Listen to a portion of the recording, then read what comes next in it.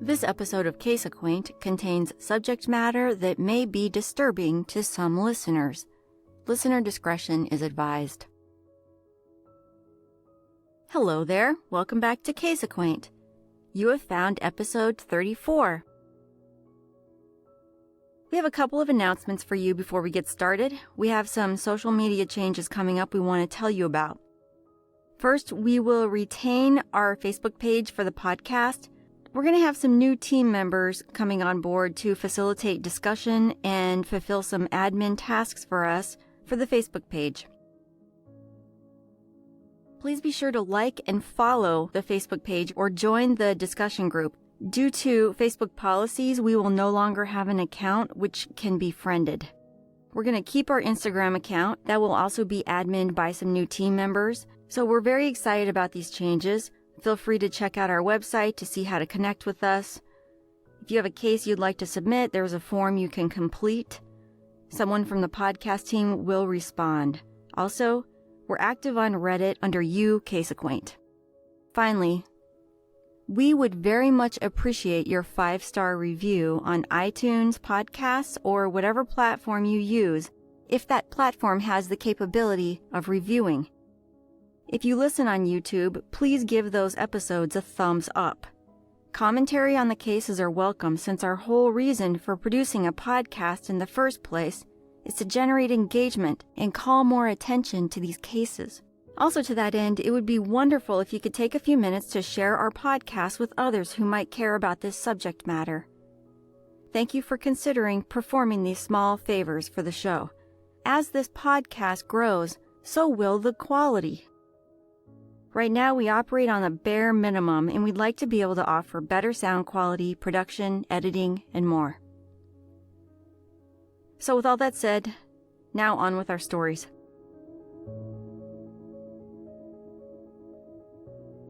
Today, we're going to tell you about two different people who each mysteriously disappeared from the same rural North Carolina county within the same year. These are the stories of Michele Lyn Hundley Smith and Angela Whalen Hudson.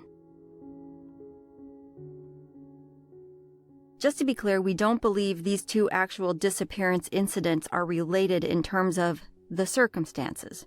But as you know, we like to call attention to similarities and patterns in cases, and we'll be getting into those patterns later. I'm pretty sure after listening to these two stories, it won't be a mystery to you why we decided to tell both of them at the same time. First, we're going to tell you about the disappearance of Michele Lyn Hundley Smith. Michele Smith was a married 38-year-old mom of 3, and she was living in Eden, North Carolina, which is just up near the North Carolina and Virginia border and located within the jurisdiction of Rockingham County Sheriff's Office. On the evening of Sunday, December 9, 2001, Michele was reportedly going to drive up to Martinsville, Virginia to go Christmas shopping. That's not even 20 miles away, so it's not like she was driving 2 hours. It was probably 25 minutes over the old country roads, even though Martinsville is in a different state. Michele was driving her green minivan, a 1995 Pontiac Trans Sport. It had a vanity plate on it which said, "Rockin' On." So Michele left her home, and there is a small inconsistency in the published information about her case. Some accounts state that it was 6:30 p.m., which would have made it very nearly dark outside if she did leave at that time, because twilight hit at 6:15. Updated pages with Michele's story on them state that she left at 8:30 p.m., which you might think would be a bit late to be Christmas shopping, but some places do stay open late during the Christmas season. Even though it was dark, the weather was fine. It was clear, no raining or snowing, and in fact, the entire week, the temperature only varied between the 40s and 50s Fahrenheit. So the possibility that Michele could have encountered a snowstorm or a flash flood is pretty much zero. It's worth mentioning, though, that on those dark country roads, even if they are paved and well-traveled, they can be very dark. This is most of the information that's been released about Michele's case. If you look at the roads that lead from Eden to Martinsville, we're going to find, and I bet if we saw the same roads back in 2001, it would be even more so, there's a lot of dense forest on both sides of the road. That area is rural, and even in the wintertime, when you would imagine trees have lost all their leaves, well, in that area, most of these trees are evergreens, so you can have dense forests all year round. Recently, an advocacy page was created by a loved one of Michele's, and on that page, which we will link in the show notes, it states that Michele's disappearance was never investigated. So what happened to Michele Lyn Hundley Smith? Could she have run away? That's what authorities many times decide at the beginning, and that's their excuse for never investigating a disappearance. When people come back, that's fine. Good job. You were right, authorities. Usually they come back within a week or so of their disappearance. So when Michele didn't come back, why wasn't there an all-out search for her? All these years, since that's what the original investigators decided, nobody seemed to ever take a second, more objective look at her case. And that type of irresponsible handling of a disappearance can be so damaging to families who have nowhere else to turn. I've often wondered what I would do if my loved one disappeared one day when they were supposed to be back, say, within just a few hours, and they never showed up, and then cops never looked for them. And the only thing they can say is that my loved one decided to run away when I know my loved one better than they do. How harmful do you think that would be to children who are waiting for action on the part of the only entity with the authority and the duty to investigate a disappearance? I can't imagine how damaging and traumatic that would be, and when I hear this kind of thing happening, I always think to myself what police would want their children told if they themselves disappeared. Would they want someone to dismiss them and say, "Your mom must have run off somewhere. Oh, she must have wanted to make a clean start somewhere else"? Of course not. If you love your kids, it would kill you to know someone is telling your kids that while you're not there with them.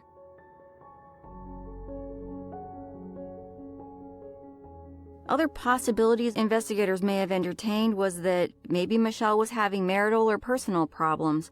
We don't know, and it's not mentioned in any of the reports. Michele is from that area. It's where her extended family all lived at the time. We found no evidence that Michele had the means or the inclination to leave everything she knew. And her children are all adults now.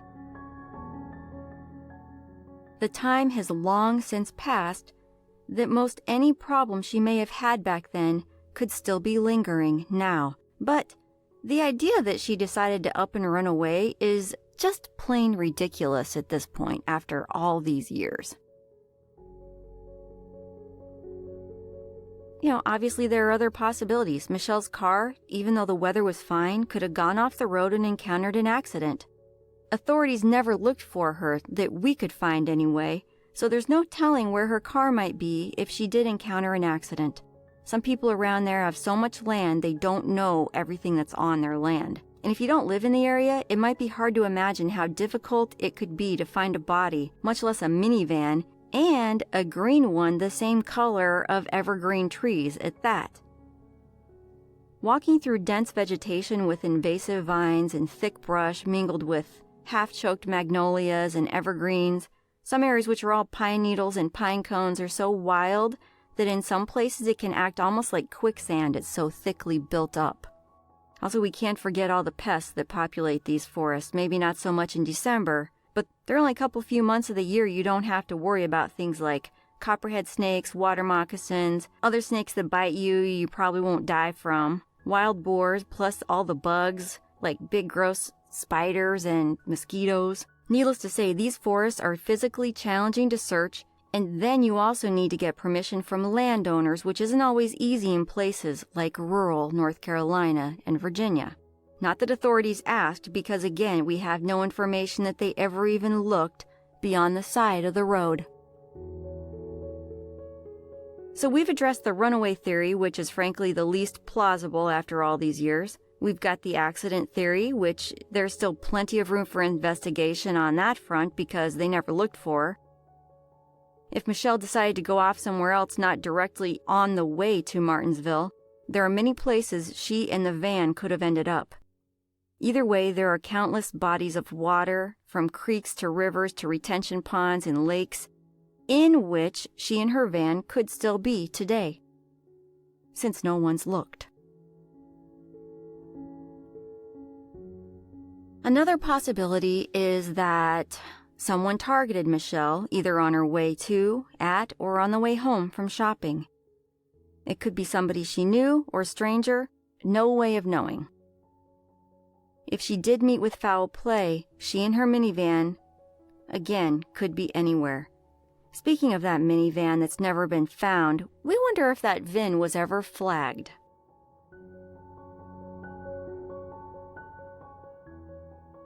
Now, talking about the foul play theory, there's a serial killer who's doing 8 life sentences right now in a Virginia prison. He lived, worked, and killed in that general area of Virginia and North Carolina. In fact, for a completely random attack on a motorist in 2005, he is the only suspect. His name is Frederick Hammer. Hammer has lived all over the place between Virginia and Tennessee over the recent decades. He was originally from Crumpler, which is another North Carolina, Virginia border town. It was near this town on a stretch of road that a 30-year-old husband and father, Timothy Shatley, was driving late at night on his way home from work. As Shatley approached a 1-lane construction zone over a bridge, police theorized he stopped for a light. At that point, it's believed someone shot through the windows of his van from close range, killing him, but not before the van accelerated, traveling another 200 feet before coming to a rest. Not long after that, a man named Jimmy Blevins disappeared. Jimmy happened to be Frederick Hammer's nephew, and Jimmy lived just a couple hundred yards from the scene of Shatley's murder. Hammer spent lots of time at Jimmy's house before Jimmy disappeared.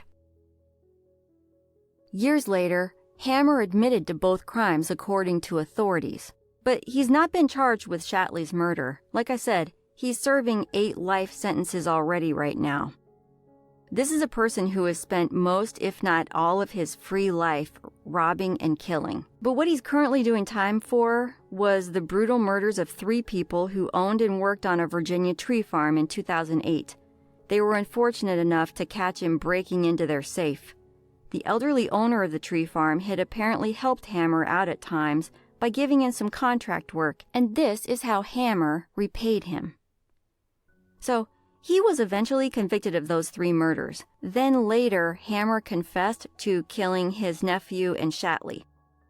No telling what he was up to before or after until he was finally arrested, but since going to prison, he has bragged to other inmates that he's killed 17 people, and police say they have evidence that implicates him in over 12 murders.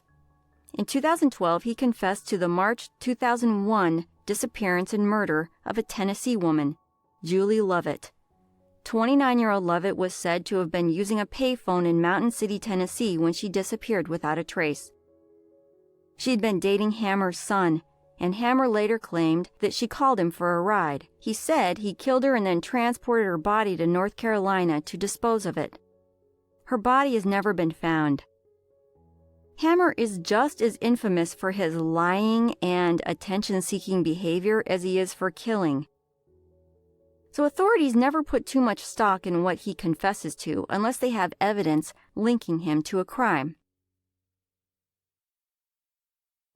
Since we're talking about Hammer, I might as well mention one more thing about him. All of this could have been avoided. This dirtbag was convicted of murder in Pennsylvania back in 1979. Due to the lack of common sense and rational thinking that infected the minds of the Pennsylvania State Supreme Court at the time, he was granted a new trial and was acquitted in 1986 based on doubt he created by lying.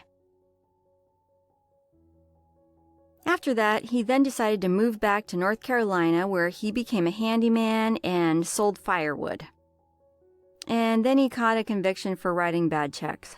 You know, we don't have a lot of time to talk more about Hammer, But if he has his way, you'll hear from him again. In his nauseating arrogance, he's looking for a ghostwriter to help him write his autobiography. So those are most of the theories we read about and discussed ourselves when we learned about Michele's case. To us, what stands out the most is the lack of media coverage, the callous inattention that was paid to and dismissal of Michele by the authorities, thus creating unambiguous opportunity for investigation even today, with many avenues yet to be explored. Michele Lyn Hundley Smith was 38 years old when she disappeared back on December 9, 2001. She drove a green 1995 Pontiac Transport. Michele's Caucasian, and at the time of her disappearance had brown hair, hazel eyes, a scar on her upper right arm, and a birthmark on one of her ankles that is shaped like a baseball bat. She stood between 5'3" and 5'5", and she weighed about 150 pounds. Michele was said to be wearing a green blouse, blue jeans, brown moccasins, her wedding ring, and another gold ring with 4 birthstones. Towards the end of the episode, we're going to provide resources for contact if you have information to share about Michele Lyn Hundley Smith.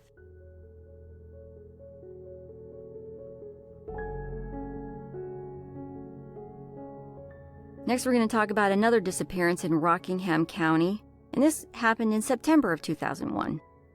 This story has lots of information from people who love Angela and miss her. It's unfortunate that this is another case that wasn't investigated, and we don't quite understand why. We're going to first provide the bare facts, and then we're going to tell you what Angela's family say they experienced after she disappeared, when the best time to find out what happened to her would have been in those early days. This is the story of the disappearance of Angela Whalen Hudson. Angela, Angie to her loved ones, was a 33-year-old wife and mother living in Pelham, North Carolina, an unincorporated area located in Rockingham County and also near the Virginia border. Angela was not from North Carolina, she was from Arizona.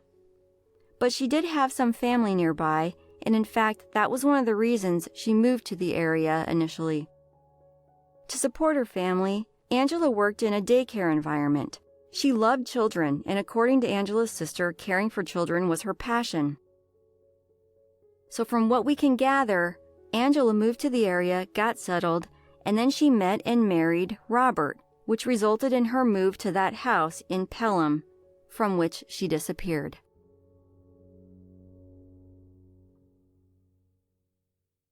The first important fact about this case that's not mentioned in her NamUs case profile is that in mid-August of 2001, Angela filed for and was granted an order of protection from Robert. According to the order, Angela could stay in the family home until she was able to secure new employment and a different place to live up to 1 year from that date. You might find this hard to believe, but this is the information we have.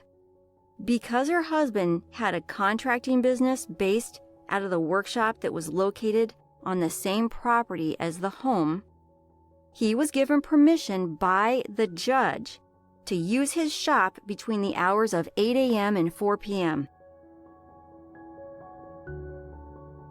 These buildings were about, some say 500 feet, some say 200 feet apart from each other. Now, if you look at this property up on satellite maps, even now, it's mostly dense forest. There's a winding driveway, and the home doesn't seem to be visible from the main road. The shop is even farther back, into the depths of the property at the end of that winding driveway. And if you drive in and you want to go to the workshop, you'll be passing that house. In fact, it's unavoidable. So Angie, while she did have an order of protection, was still subjected to the presence of the person against whom that order was granted. When Angela was granted this order of protection, her aunt, who lived in the area, was with her. The aunt has reported that as they were leaving court that day, she was witness to Angela's husband saying, "You'll be out by Christmas." Although Angela was a private person, her aunt says that Angela told her that if anything ever happened to her, the aunt should go find Angela's journals because she was documenting everything that went on between her and Robert. This is all according to Angela's aunt. Angela had decided to file for divorce, and on the morning of Thursday, September 20th, 2001, she walked her young children to the road to catch the school bus. Those two children were from a previous relationship, and Robert was not their father. Angela had an appointment with an attorney that day, but she never made it to that appointment. According to what the officials have released, she was last seen by her husband at 10 a.m., and he is the last person who claims to have seen her. Also, neighbors said that Robert was the only person they noticed coming or going on or off the property. That day, Angela's children arrived home to an empty house, even though Angela's car was still there.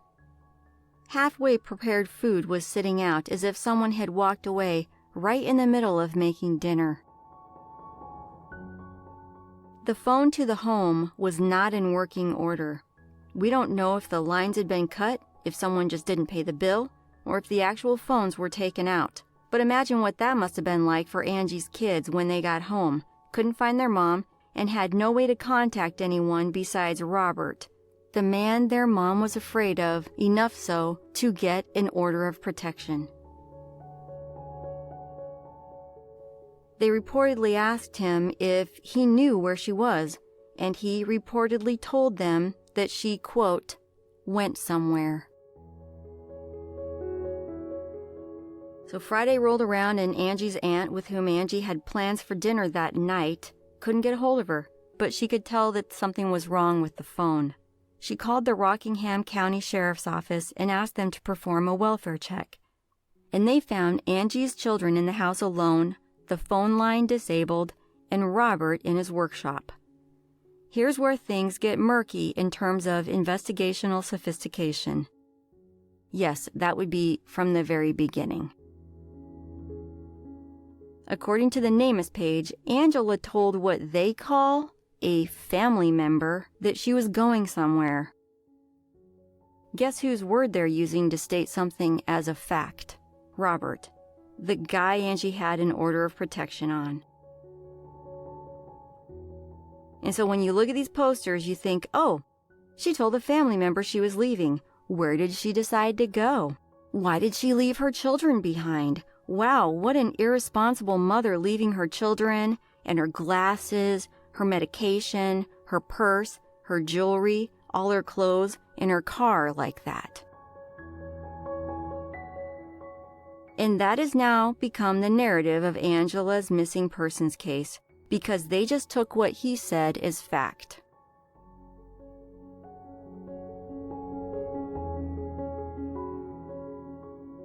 When the rest of Angie's family found out that she had disappeared into thin air, her sisters flew in from out of state to try to find her, and in the meantime arranged for the care of Angie's children. They spoke with the initial detectives, who, according to Angie's sister, ended up telling her, oh, she probably just ran away, which of course is what they also decided Michele Hundley Smith did. Her sister also reported that some suspicious things happened while they were looking for Angie, trying to figure out what could have happened to her by themselves, and also trying to gather up her belongings from the house. There were areas of Angie's home that a family member of Robert physically prevented them from going, according to her sister. One area was a room that held a deep freeze. Another area was a room in the workshop that held a bunch of saws. You're probably asking yourself, why didn't the police do a search themselves? And that would be a very good question, and one that still today has never been answered. Her sisters found some journals of Angie's. One journal had poetry, and the other, curiously, had a bunch of ripped out pages. So at this point, Angela's family was horrified, and they called one of the detectives assigned to the case. Angie's sister says that the detective listened to what she had to say about the problems they encountered in Angie's home, and then said, I'll look into it. But years later, she said she asked a newer detective who had taken over if there was anything in the file about that phone call she made, and if they ever looked into it. The new detective said there was no record of her ever having called them to report this experience. The family says that Robert spoke with authorities twice and refused to take a polygraph. The family member Angela's sister says prevented them from accessing areas of Angela's property has, according to what authorities told her, refused to speak with them at all. So all this clearly made her family suspicious, and to this day they still don't understand why no search was ever done for Angie. Why the things she says she reported to them in good faith were ignored, according to what they told her later. If something did happen to Angie, what good is an order of protection if it doesn't in fact protect?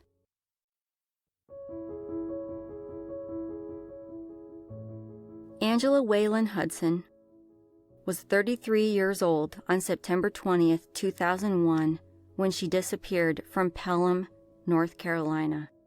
Angie is Caucasian. She's 5'7". She was 120 pounds at the time of her disappearance. She had blonde hair and has blue eyes. She had a red scorpion tattoo on her back, a Chinese dragon on her upper right shoulder, and Egyptian hieroglyphics on her right ankle.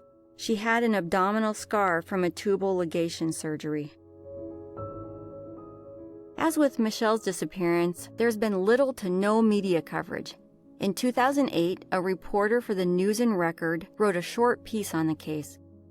He characterized a detective with the Rockingham Sheriff's Office as saying that there was nothing to indicate foul play was involved in Angie's disappearance. But they said it wouldn't hurt to take a fresh look at the case, and that's all we could find the authorities have ever said about Angela Whalen Hudson, estranged wife of Robert Hudson, the last person to see her. The property Angela had been occupying and that Robert was supposed to stay away from was never searched, and physical evidence was never gathered.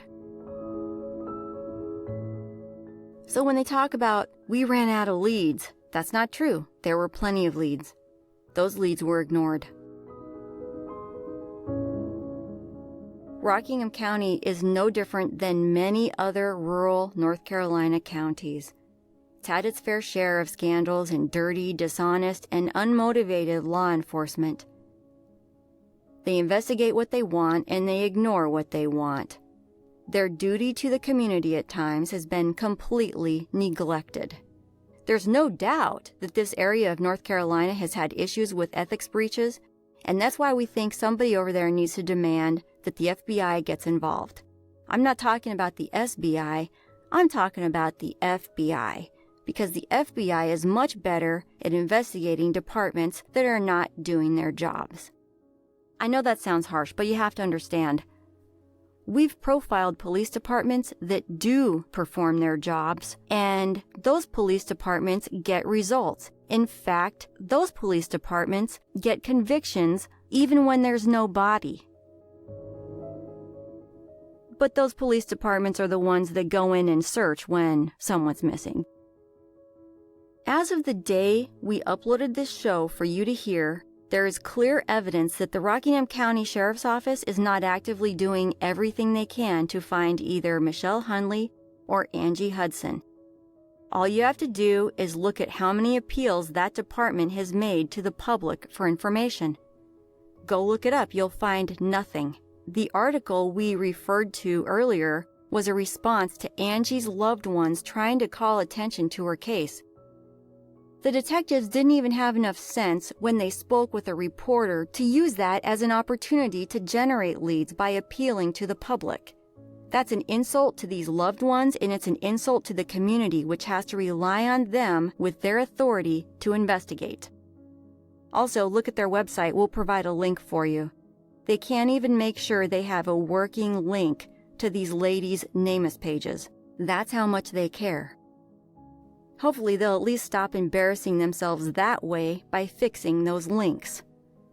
Whether or not they make the effort, our call to action today is twofold. First, let's get the FBI involved in these disappearances. Neither one of them were ever investigated, and it's about time somebody did. These women's children grew up without their mothers. It's shameful that nobody even looked for them. Second, let's ask the sheriff's office if they have a plan to reopen these cases and actually work on them until they're resolved. There's plenty of support out there. They could have called in the SBI or the FBI at any time over the last almost 20 years. Now, if you want to lend your support to the loved ones of these missing women, there are advocacy pages for both of them, which you can like and follow. We'll provide URLs in the show notes as usual. If you know anything about either one of these cases, please contact either the administrators of those pages, or you could always call the Rockingham County Sheriff's Office at 336-634-3232, or contact their district attorney to make sure he knows about these cases. That would be Jason Ramey at 336-634-6010. He was actually instrumental in ousting the previous district attorney, who was mired in scandal. Oliver Wendell Holmes has been credited with saying, "Memories may fade and witnesses dissemble, but circumstances never lie." The circumstances of these cases have not changed. People might refuse to talk, but so what? If they have something to hide, that's what they're going to do, or they're going to lie, and it's authorities' jobs to catch them in those lies. We'd like to see these cases worked. You've heard our opinion. You've heard what some of the loved ones say. What do you think happened to Michele and Angie? We want to hear what you think. If you're from the area, you might know something the rest of us don't, and your input might help everyone else understand more about why this happened and why it has continued. Don't forget, catch us on social media like Instagram, Reddit, Twitter, or follow the Facebook page. You can also hit us up on our website, casequaint.com.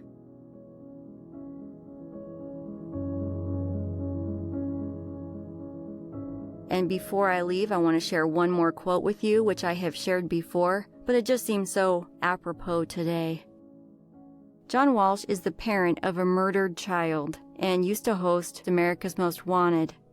He is a huge supporter of police and law enforcement, as we are at Case Acquaint. But even John says, "I have no tolerance for those who wait to intervene." Thank you for listening. We'll talk again soon.